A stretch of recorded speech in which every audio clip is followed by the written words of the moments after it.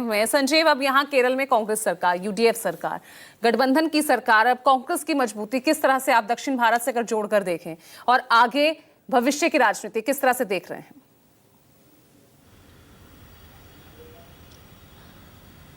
देखिए पूजा, केवल कांग्रेस को इस संदर्भ में देखना कि वो दक्षिण के राज्यों में मजबूत है या आंशिक रूप से मजबूत है, ये उचित नहीं होगा। आप इसको इस संदर्भ में भी देखिए कि जहां एक तरफ विपक्ष की तमाम पार्टियां चुनाव हार रही हैं, वहां भारतीय जनता पार्टी जीत रही है, और लेकिन कांग्रेस ने एक राज्य में जीत दर्ज की है।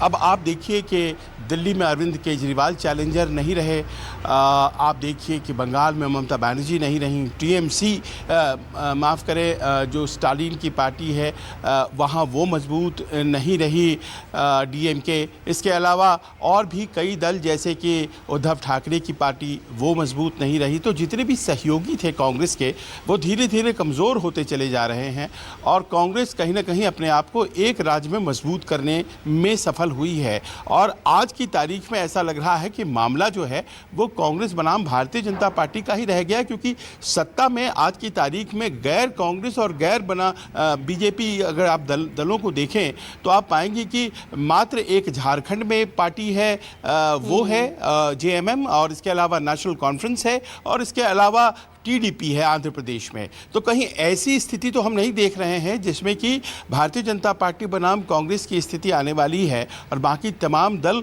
जो हैं वो सत्ता से बाहर होते जा रहे हैं। पर यहाँ पर दूसरा पक्ष भी है, और वो रीजनल पार्टीज़ के लिए अभी भी एक सिल्वर लाइनिंग की तरह है कि जहाँ जहाँ भारतीय जनता पार्टी के साथ कांग्रेस का टक्कर होता है, कांग्रेस चुनाव हार जाती है। और केरल में भी उसने, ऐसा नहीं है कि भारतीय जनता पार्टी को हराया है, वहाँ पर उसने लेफ्ट को हराया है। और आप देखिए कि जितने भी दल हैं, जितने भी चुनाव हैं, स्टेट्स हैं, चाहे वो गुजरात है, चाहे वो आप छत्तीसगढ़, मध्य प्रदेश, राजस्थान है, चाहे वो उत्तर प्रदेश है, जितने भी, उत्तर प्रदेश में तो फिर भी समाजवादी पार्टी है, जहां डायरेक्ट फाइट होती है वहां ज़्यादातर राज्यों में कांग्रेस आज की तारीख में भारतीय जनता पार्टी से हार जाती है। इसीलिए अभी उसके लिए बहुत बड़ी यात्रा है, बहुत कमज़ोर है। हरियाणा में देख लीजिए, राजस्थान में देख लीजिए, ये तमाम ऐसे राज्य हैं जहाँ पर सीधी लड़ाई है कांग्रेस और भारतीय जनता पार्टी की।